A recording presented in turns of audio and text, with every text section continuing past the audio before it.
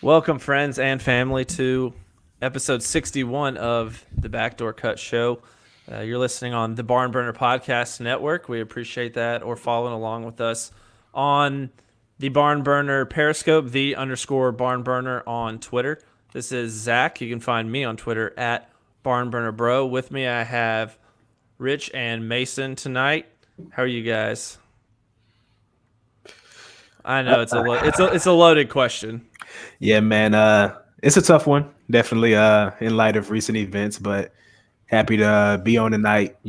Catch up with y'all, talk the game we all love, and really pay some homage to a legend. So, Yeah, definitely a tough night for me, for everyone involved in the NBA, and really the loss of Kobe Bryant transcends the NBA and just basketball fans, and kind of just reaches everyone.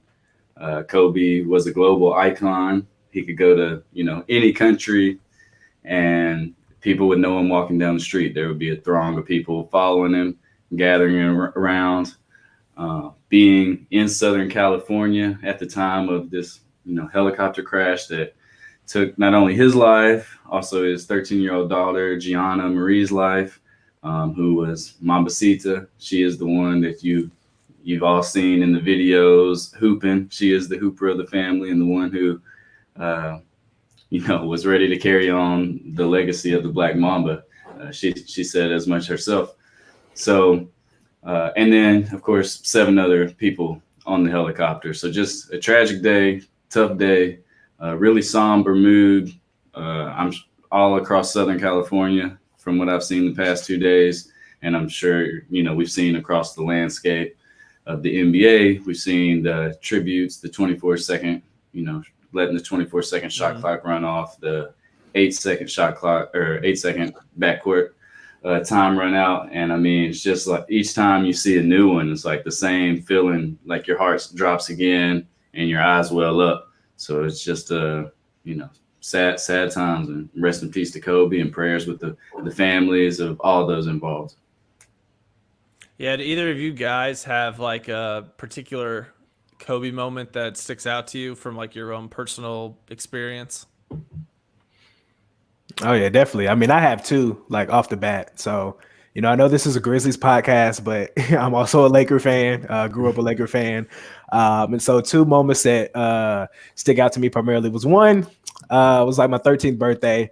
My pops, in knowing that I was a huge Laker fan, he surprised me with tickets to All-Star Weekend in Houston, where my dad lives, and a Kobe jersey. But he ordered the jersey from NBAstore.com. Dad wasn't really tech savvy at the time, didn't really kind of know what he was doing, ended up ordering me like a 5X.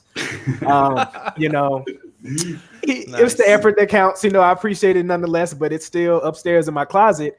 And, I've kept on to it all this time, still can't wear it, even though like I'm now big as hell.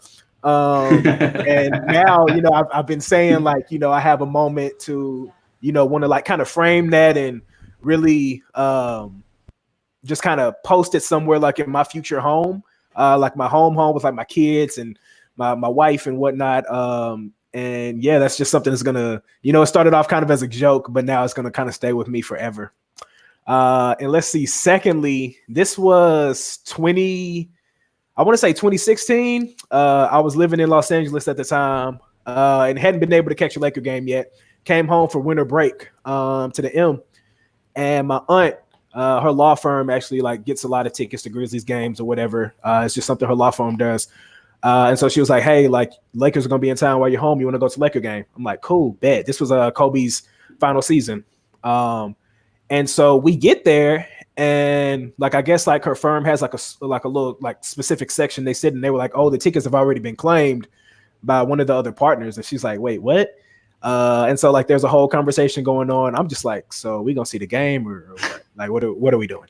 And lo and behold, some big security dude comes out and was like, I'm gonna take y'all. We got some seats for you. So I'm thinking like, man, we're gonna go up, whatever higher levels. It's cool. I'm still see the Mamba. But when we start moving, we don't go up, we go down.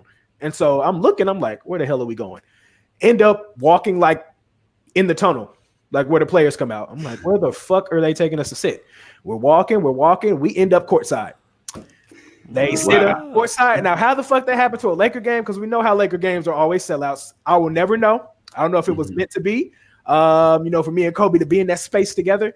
But yeah, so I got to see courtside Kobe's like final time in Memphis, I believe. And so he played a little bit, ended up, he was like super wrapped up. Like I took hella pictures because I was supposed to tell that's as close I'm ever going to be. And he was like just bandaged up, just ice packs, ice chests. And like, I remember he was going back to the locker room early. He stopped and he literally like just, interacted with the crowd, just, waves, because he knew the love he received, pretty much everywhere he went. And in that moment, being so close to him, knowing that was the farewell, I was just like, damn, I'm so glad that I'm here to take part in this, not only seeing the Lake Show, but, in my hometown, in the Forum, a moment I'll never forget. And then a few months later, of course, had the 60-piece against the Jazz while I was rushing home in LA traffic to catch that. And, what a Kobe way to go out, man. 60 points, 50 shots, Black Mamba, baby. Yeah, it was the game in Memphis. That was when we had Vince Carter and Matt Barnes and them. Okay, yes, sir. Yeah. That and his last matchup with Tony Allen when he broke his kneecap. I think that was the last time they went up. He broke his kneecap in Memphis. So that one sticks out. But I think the most memorable for me, and as Kobe was playing, I'm not ashamed to admit that I was a Kobe hater. Just mainly it was because all of my friends loved Kobe and someone needed to be that adversary. So I just kind of like stuck to doing that and like ended up talking myself into it. Like the Tim Duncan is better than Kobe. And I might still believe that. I'm not sure. But my favorite just memory is got to be that 60-point farewell game. I mean, the man's body was failing him and just there's like really no way he should have been able to score 60 points in an NBA game at the time. And, I know it took 50 shots, but it just kind of goes to speak to everything that he was about, the Mamba mentality, putting in the extra work, just having that desire to be better than your opponent and to just want it more, to rip their hearts out. And he did it one last time for, the basketball universe, not even just Lakers fans. I remember watching that game, and it was like you were in a Memphis high school gym, like, oh shit, give it to Kobe, give it to Kobe. And like in that first quarter it started off so rough. He was like 0 for 4, 0 for 5, 0 for 6, something like that, and then he like hits 5 in a row, and you can just feel the energy in the building. I remember NBA Twitter was a buzz, and I believe this was at this exact same time that the Warriors were setting the record for most wins or tying the Bulls, and it was against the Grizzlies. Yeah, I think they got flexed, right? They got flexed to ESPN too. Yeah. So that's when that was like a couple weeks after we had a chance to beat the Warriors at home to make getting the record really difficult for them. And the refs just cheated the Grizzlies out of the game. So you knew they were going to get the record then, but you did not know that Kobe was going to go out scoring 60 points. And that was just an incredible feat, I thought, for someone at that age and just the way his body was. What about you, Zach? So mine, his last game in Memphis. So Sam and I have season tickets together, but we had a friend who sat much closer. But I think we were in the rafters at this point also, so we were not very close. But we had a friend who had season tickets that were not too far behind the visitor bench, and he offered those up to us a couple times that year. Ed, thank you very much for this, by the way, if you're listening. So we got to sit like 10 rows behind him his last game in Memphis. Like you said, Rich, dude's so bandaged up. He's like a mummy, got the ice packs on every joint possible. And so that was kind of cool, get some really close pictures of him just to be in that. That was one of those games that you're like, yeah, we have to go to this game for sure, no matter what. Another one was not necessarily involving Kobe, but it was the first time that LeBron, as a Laker, came to Memphis. And I think he was struggling maybe a little bit. And, whenever the Lakers go on the road, there's going to be a ton of Lakers fans. I assume that it's essentially a home crowd at least half the stadiums that they go to. Just my assumption. But there's people everywhere just giving LeBron James crap about not being Kobe Bryant. They're just like yelling at him, like, oh, or just talking to themselves, like, oh, he ain't no Kobe. He ain't no Kobe. I'm like, this guy's literally, I mean, one of the greatest ever. But the Laker fans are so tied to Kobe Bryant. He meant so much to them that even LeBron James had to earn his stripes in that Laker uniform and prove something to that fan base. At first, I thought they were crazy, but I mean, it's still, I can see the impact that he's made on, the league, that franchise, the fans. Yeah. So it makes a lot of sense. And Rich, I'll let you hit on it in a minute, but let me tell you something, bro. It is no Kobe or LeBron in Los Angeles. It is Kobe, Kobe, Kobe. There is no debate in Los Angeles between Kobe and LeBron.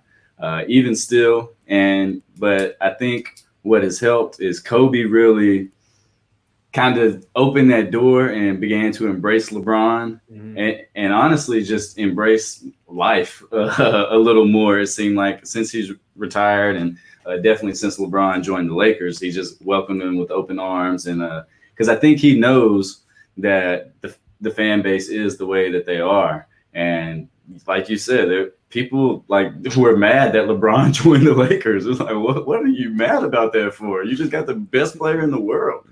But I work with them every day, and that was true sentiments from real Lakers fans.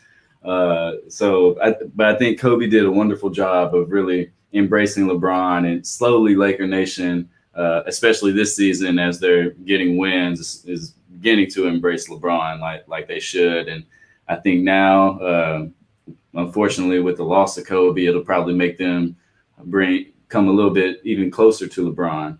Because loss seems to do that for all of us. And Rich, before I go on, you go ahead if you got any thoughts on that. Oh yeah, no, man. I mean, definitely. You're, speaking as somebody who kind of grew up a Laker fan, it was kind of like, that notion growing up where it's like, okay, it's one or the other. You can't like Kobe and Bron. And so I was somebody who grew up not liking Bron just because I was like, I'm a Kobe fan. This is what I have to do. I literally crazy because Bron is one of the top greatest players of all time. In the discussion. 2016 is what turned my tide on Bron. Going back to Cleveland, fucking, killing the Golden State juggernaut, if you will. And that's what really turned my tide. But still, in that, I was still devout to Kobe. It's like this weird allegiance you have to have in Lakerland where it's like, Kobe could do no wrong. Like those final years where the Lakers were terrible, Kobe was hanging on by a thread. You can't talk ill of Kobe Bryant. It just wasn't going to happen. And so, definitely I think Kobe extending that olive branch to Bron, coming in, I think that really meant a lot to LeBron because he wasn't trying to come in and fill Kobe's shoes. I think coming to Lakerland was something he always wanted to do. It was a strategic move. He's so savvy off of the court as well. This was more than a basketball decision for him. And, being able for Kobe to accept him in that light, I'm sure meant a lot to him. And I also think, the bond Kobe and Gigi were able to really build through basketball really, helped him to kind of not necessarily loosen up a bit, but really find that joy again, because he was somebody who was saying he hadn't watched the NBA game until Gianna was telling him yo, I like ball. I like Trae Young. I like Luka Doncic. And that really kind of lit a fire under Kobe, I feel. You started seeing them popping up more at Laker games. You started, he was coaching the team. They were, flying to Atlanta to see Trae Young, going to UConn senior night versus Oregon last year, women's basketball. And I think Kobe kind of remembered how much the game was a part of his life, and he was able to share that with his daughter. Durang's fans are always, coming up to him. We're always saying yo, man, when you gonna have that boy, we got to have the Mamba. We got to, and I saw an interview, I think yesterday, and it was basically saying no, Gigi's no, she got this. She's carrying that torch. She's more than capable. She's going to fill those shoes. So just seeing, not only the basketball player he was, but seeing the father he was able to be, especially after retirement. It was just beautiful to see, man. He was all in on fatherhood and just being the best family man he could be.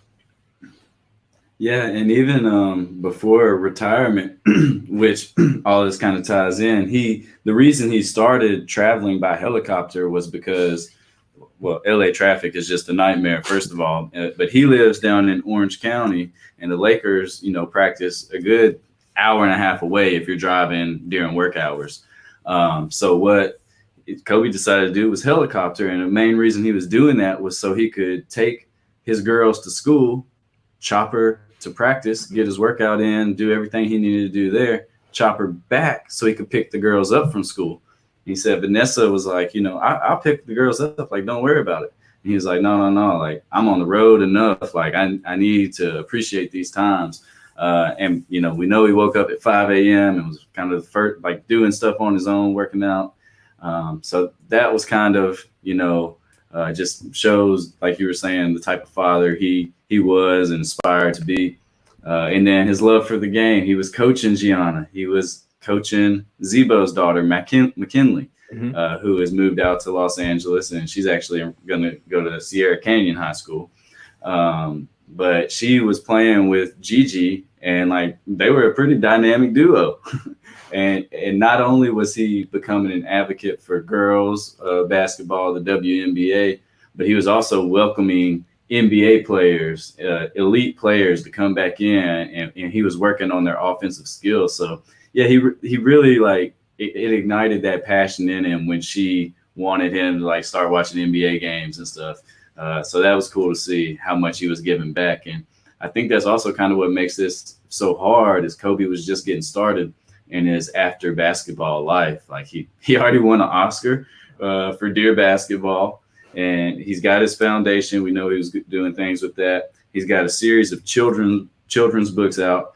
He, of course, released The Mamba Mentality, How I Play, his like autobiography. And I mean, it's just like, what else could he have done? He had a show on ESPN Plus, Detail. Yeah. And so it's just like when you see someone that has that level of greatness, it just feels like many times they're taken too soon from us for whatever reason. Yeah, well said, guys. I know it seems a little superficial, but we can talk a little bit of Grizzlies tonight. Had 3 games since last week. The first one, not a whole lot to mention in that one. The Grizzlies got pummeled by the Celtics. That was one of the of my season. I think that was one of the more highly anticipated evenings. We had the Grizzlies tipping off early tip up in Boston, so you get that 6:30 tip in. Tigers tipping a little bit later, and then debut of Zion. Well, the first 2 sucked really bad. The Zion debut, I'll be honest, I didn't stay up to the fourth quarter to watch it, so I had to watch all the highlights the next day. So I missed what was a highly anticipated, and also I didn't have the mental fortitude to keep watching basketball after those first 2 annihilations. So I had to watch all that on highlights, but that pretty much sums up that. Yeah, Zion was awesome, by the way. That was fun. Definitely look forward to seeing more of him. But next time, how about you play in Memphis, please? Thank you. Hey, Friday, yeah, they'll be here. Is that here or that's in New Orleans? I think. Oh no, I think it's here. It's in New Orleans. You're right. Too good to be true. You had my hopes up. New York, yeah. We'll get him another time. Hopefully, he's not sitting out that game. Okay, Pistons game. Played that last week on the 24th. You guys, any thoughts on that one? Grizzlies ended up winning 125-112 against the 17-29 Pistons. So they're having a tough year. Blake Griffin's already been ruled out. They do have one guy that we're familiar with who's having a second really good season in a row. Oh, yeah. Mr. Derrick Rose. Future Lake Griffin trade deadline. I don't know, man. I hear Darren Collison is ready. Hey, if they I'm fine either way. Collison will work. Yeah, I mean that's from Darren. So yeah, that the John Morant D Rose matchup was obviously cool. Old Memphis versus new Memphis. But the thing that sticks out to me in this game was Jaren Jackson's first half when he had 24 points and was just in fuego. And then somehow, like throughout the entire third quarter and until like we actually absolutely have to have a bucket in the fourth quarter, he like doesn't touch the ball on offense. Like it was like, I don't know if it was a franchise record in the first half or he was nearing a franchise record for points scored, and then like we just don't get him the ball, and that's kind of one of the downfalls of this free flowing motion offense. But yeah, we do have a lot of spells where it doesn't. Guys seem to just disappear. It can be even Ja seems to take a lot of the middle of the game off. He's had some really hot starts, but what's consistent is the fourth quarter. We definitely look to him in the fourth quarters. I mean, Ja's coming in the fourth, which is it's so nice to have that person that you know is going to close the game out, like that. They're just hunting. They're like, all right, fourth quarter, I'm going to get 8 to 12. Like we need it. I'm going for it tonight.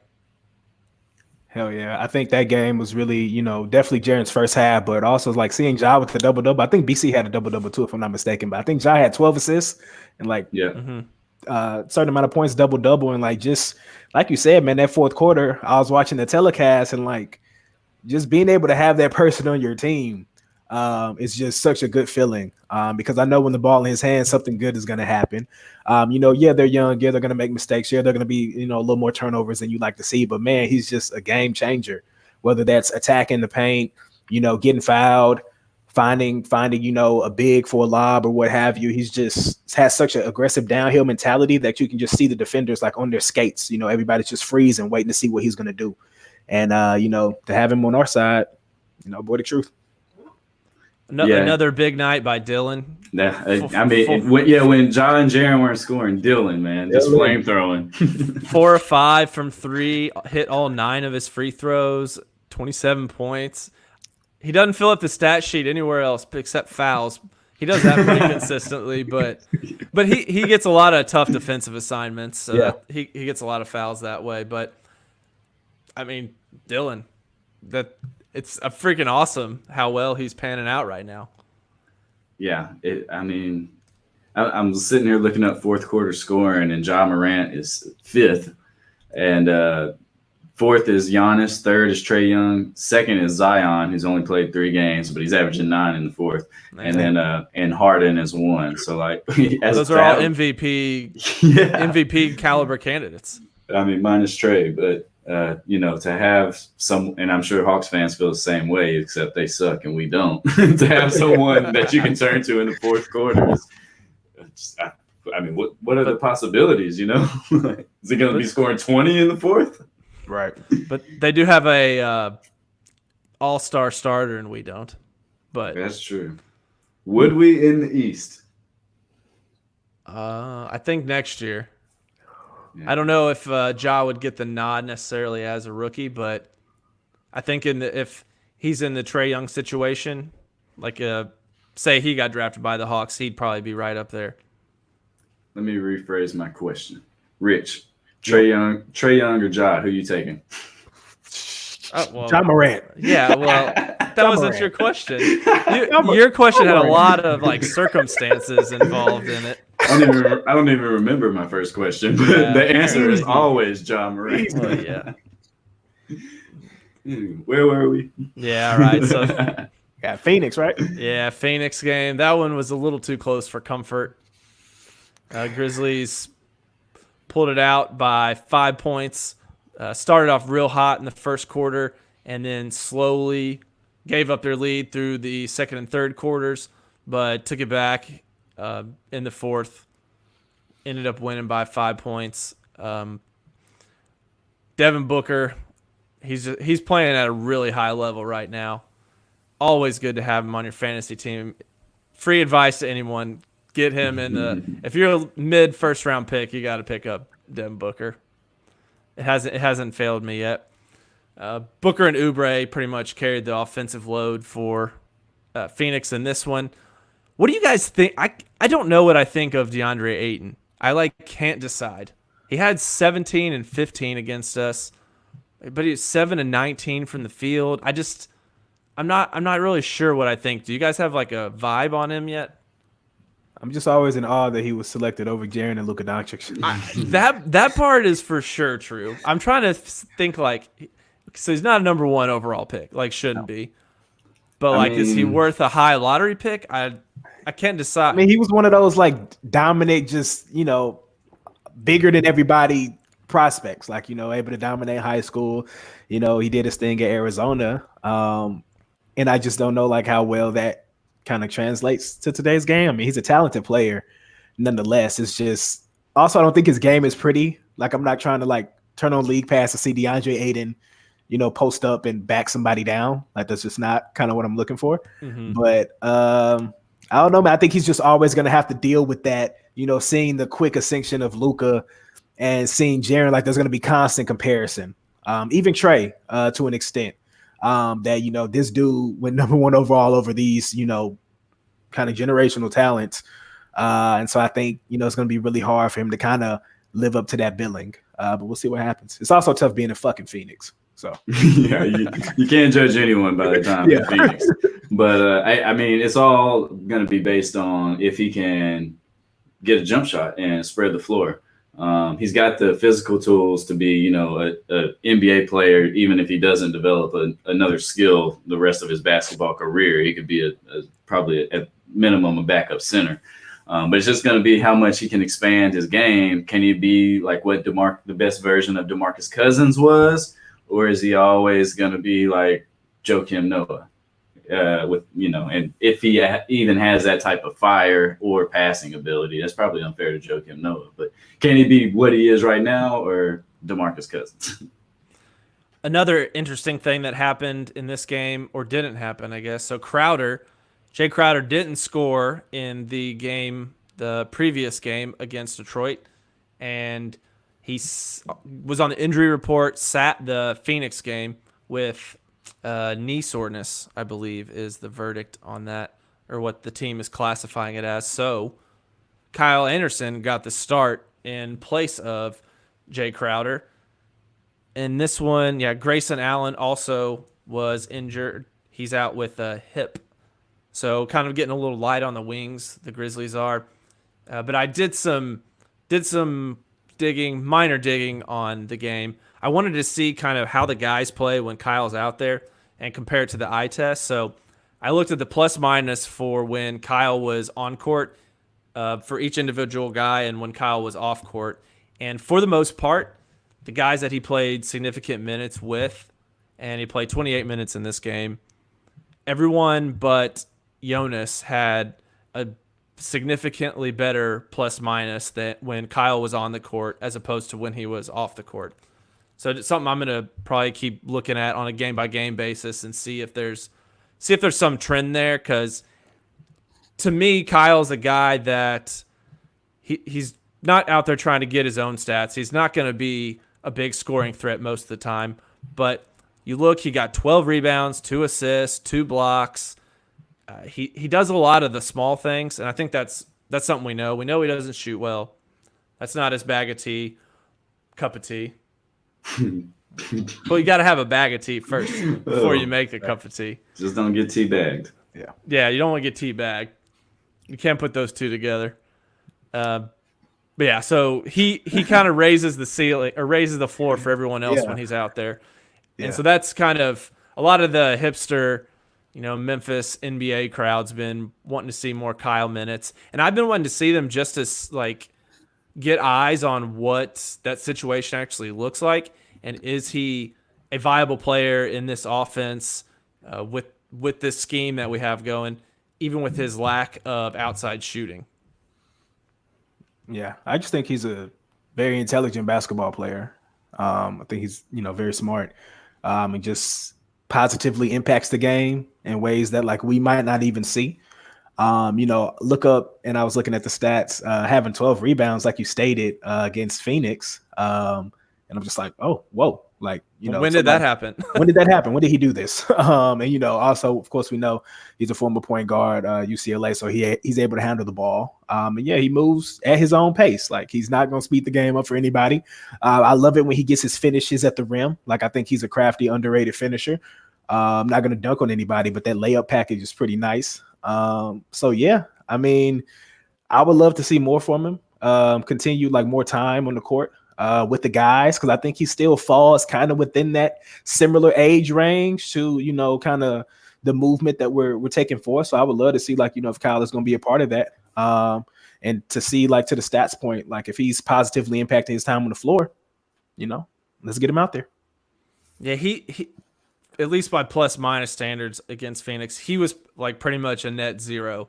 His stats were not really impacted, but most of the other guys he was playing with performed better.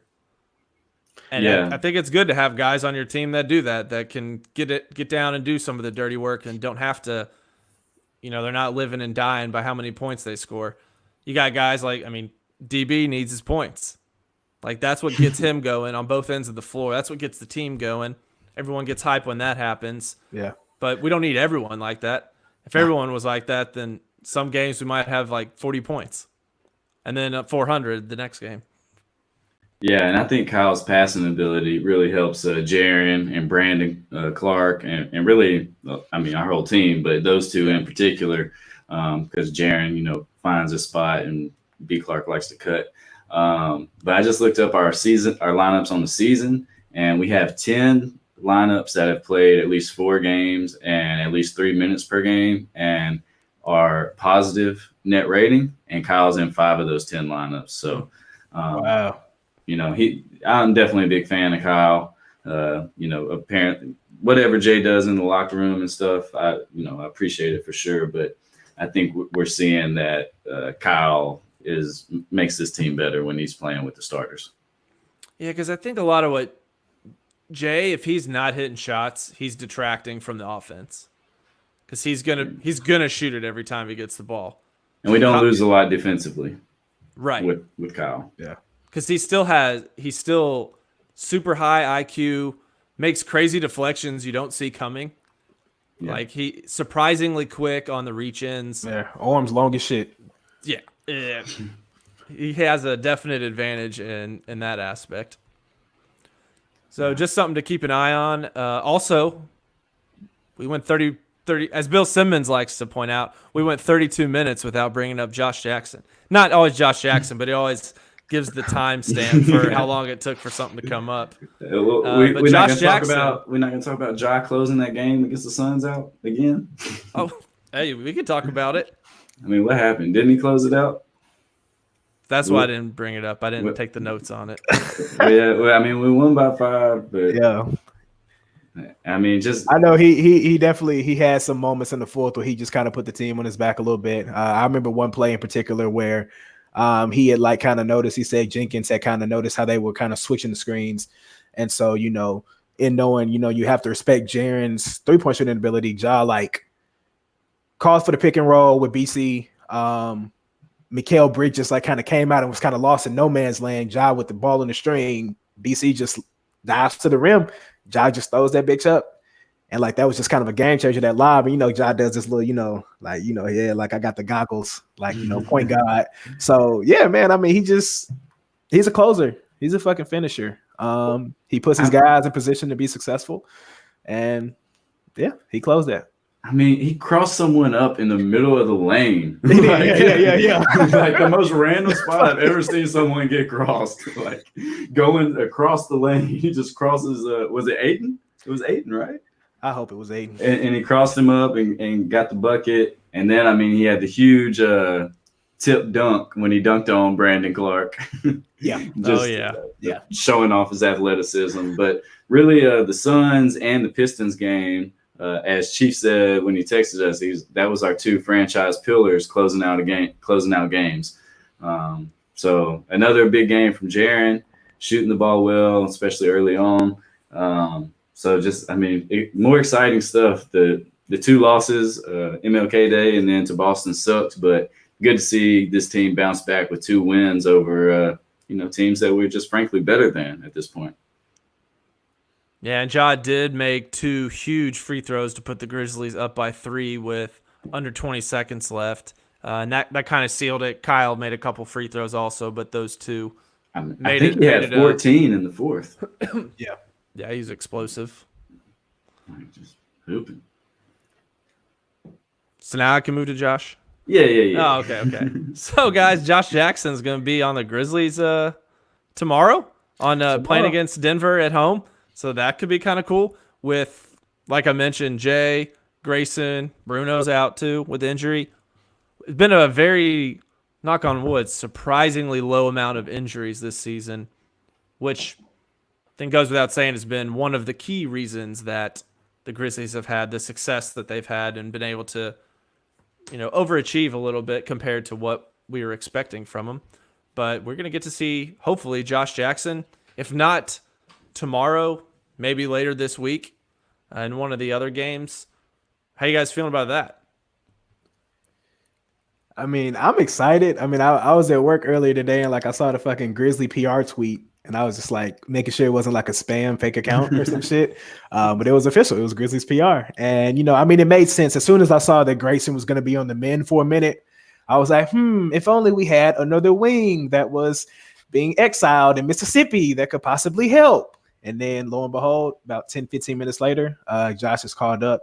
So, man, I just hope he gets an opportunity. Aside from the one missed meeting, I think he's really accepted that role down in South Haven and, clearly been a level above all the talent he's playing and he's kind of pretty much done the right things. And so, all you can ever ask for is opportunity. So I'm hoping that, he comes in, he does his thing, whether this is to audition with the Grizzlies or, for something else down the line. I'm just glad he's getting a chance because the G League is for kind of a showcase. It's not meant to be exile, but that's kind of what was happening with Josh. That's kind of how it was presented to him. So I'm happy that he's back with the big club for a minute and hopefully he's able to ball out and kind of show some of that number 4 overall pick worth. Yeah, and I mean, before I get into Josh, I think it's only fair to mention, and I know it was extenuating circumstances, but I saw enough of Marco for the rest of the season Sunday against Phoenix. Yeah.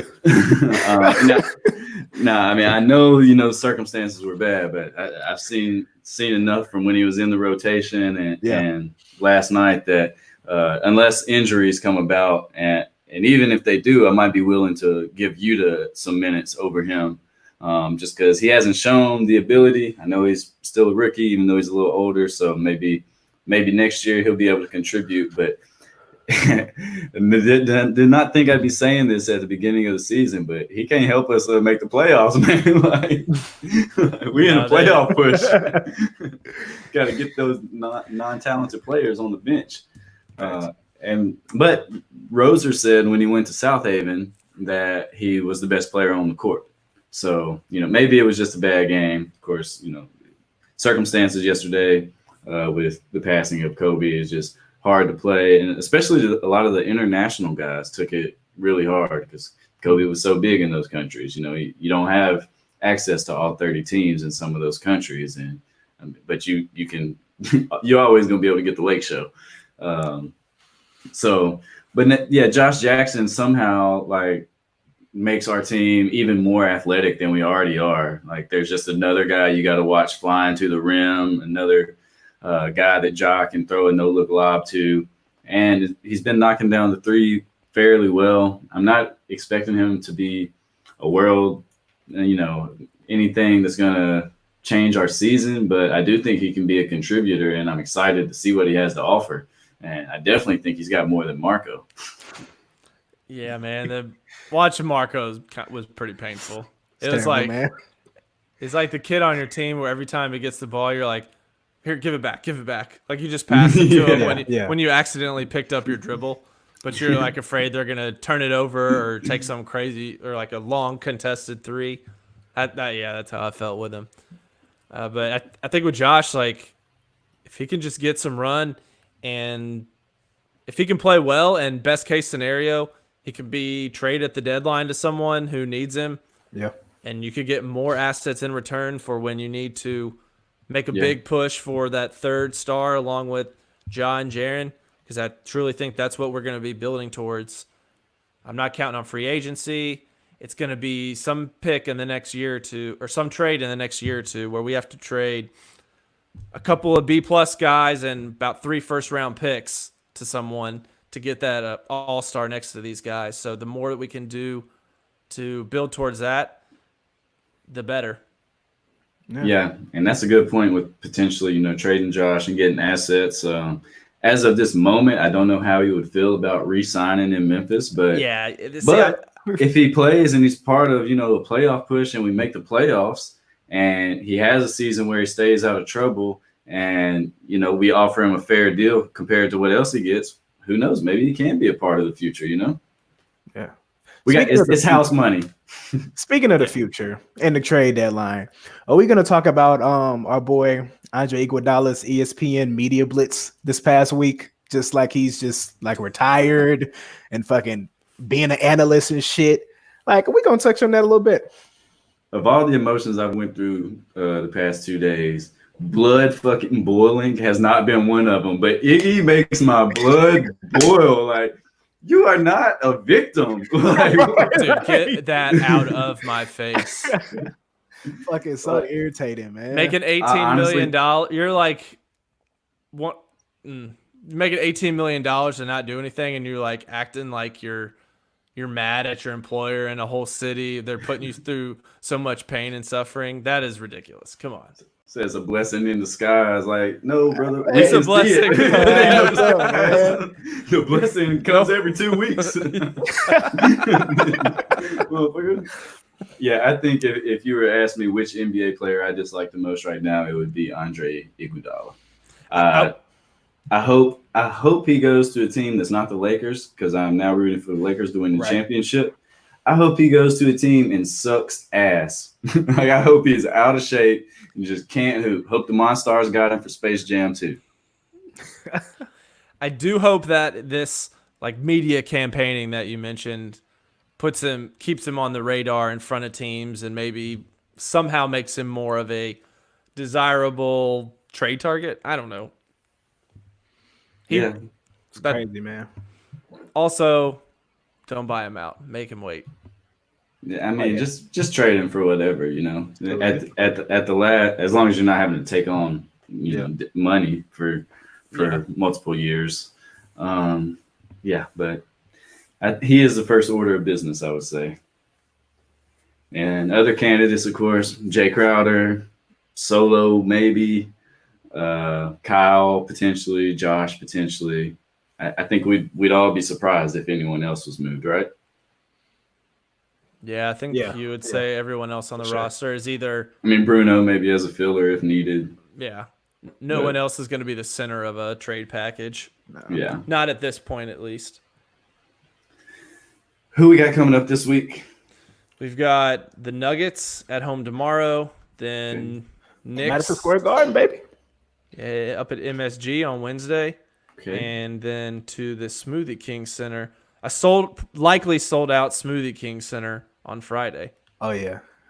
Had to give them their perk because they don't get that sellout game much. Like we do all the time or something. Oh, you're a dick. So, I mean, we'd like to go 2-1 this week. Nuggets will be tough, but we have been protecting home court pretty well. Yeah.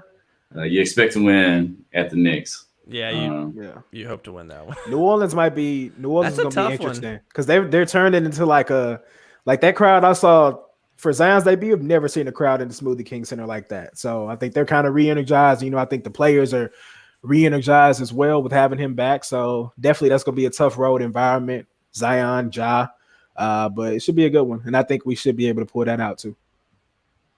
Yeah, I think so. I mean, they came in here and punched us in the mouth on a big day for us.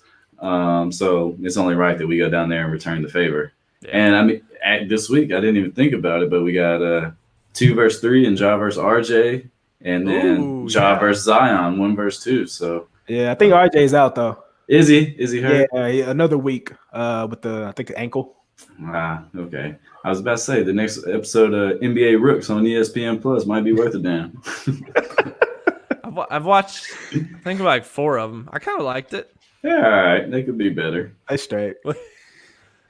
It could be better. If you have a ton of time, I guess. Have you watched the Harder Way? I don't know. I don't know how much Tiger basketball can handle right now, but the really long. Like the basketball love story. Basketball love story. Yep. That's really good. This summer, it's probably a good summertime thing to watch to whet your appetite for the upcoming season. Well, let me tell you what pisses me off about ESPN Plus is they don't keep your place. Like you've basically got to keep a log of which episodes you watched. Yeah, you gotta you gotta watch Yeah. them back to back. You can't take too many days off or you forget. What kind of streaming service is this? Don't tell you which ones you've watched. You gotta get like halfway through the episode and you're like, nah, this looks familiar. Yeah, because I mean, it's just kind of something you put on and you're doing other stuff. It's not something you're fully tuned into. But yeah, that's annoying with ESPN Plus. Yep. Well, that about does it for me. You can find us on Twitter at Backdoor Cut Show, on the Barn Burner Podcast Network, wherever you get your podcasts. This is Zach, Mason, and Rich. And until next time, go Grizzlies. Grizzlies. Rest in peace, Mamba. Mamba forever, baby.